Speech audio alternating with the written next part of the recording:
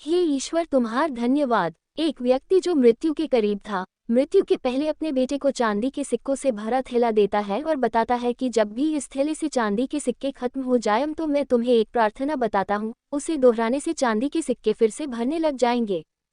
उसने बेटे के कान में 4 शब्दों की प्रार्थना कही और वह मर गया। अब बेटा चांदी के सिक्कों से भरा थैला पाकर आनंदित हो उठा और उसे खर्च करने में लग गया। वह थैला इतना बड़ा था कि उसे खर्च करने में कई साल बीत गए। इस बीच वह प्रार्थना भूल गया। जब थैला खत्म होने को आया तब उसे याद आया कि अरे, वह 4 शब्दों की प्रार्थना क्या थी। उसने बहुत याद किया, उसे याद ही नहीं आया। अब वह लोगों से पूछने लगा।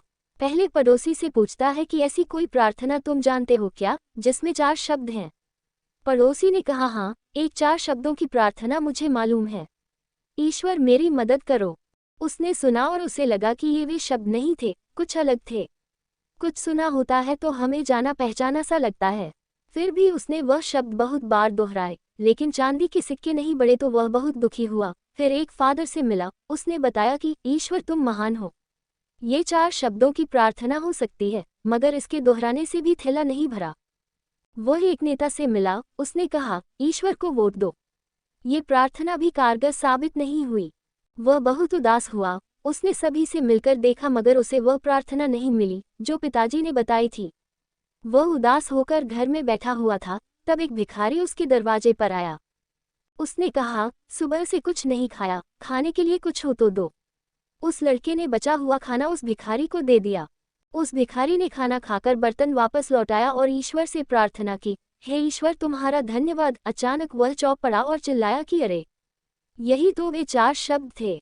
उसने वे शब्द दोहराने शुरू किए, हे ईश्वर तुम्हार धन्यवाद, और उसके सिक्के बढ़ते गए, बढ़ते गए। इस तरह उसका पूरा थैला भर गया। इससे समझे कि जब उसने किसी की मदद की तब उसे वह मंत्र फिर से मिल गया।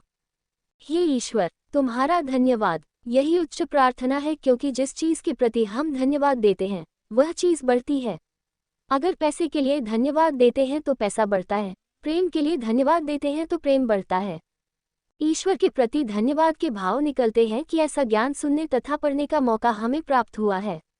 बिना किसी प्रयास से यह ज्ञान हमारे जीवन में उतर रहा है, वरना ऐसे अनेक लोग हैं जो झूठी मान्यताओं में जीते हैं और उन्हीं मान्यताओं में मरते हैं। मरते वक्त भी उन्हें सत्य का पता नहीं चलता, उसी अंधेरे में जीते हैं, मरते हैं। ऊपर दी गई कहानी से समझे कि हे ईश्वर तुम्हारा धन्यवाद। ये 4 शब्द शब्द नहीं, प्रार्थना की शक्ति हैं। अगर यह 4 शब्द दोहराना किसी के लिए कठिन है तो इसे 3 शब्दों में कह सकते हैं, ईश्वर तुम्हारा धन्यवाद। ये 3 शब्द भी ज़्यादा लग रहे हों तो सिर्फ एक ही शब्द कह सकते हैं, धन्यवाद। आइए हम सब मिलकर एक साथ धन्यवाद दें उस ईश्वर को जिसने हमें मनुष्य जन्म दिया और उसमें दी 2 बातें, पहली सांस का चलना, दूसरी सत्य की प्यास। यही प्यास हमें खोजी से भक्त बनाएगी।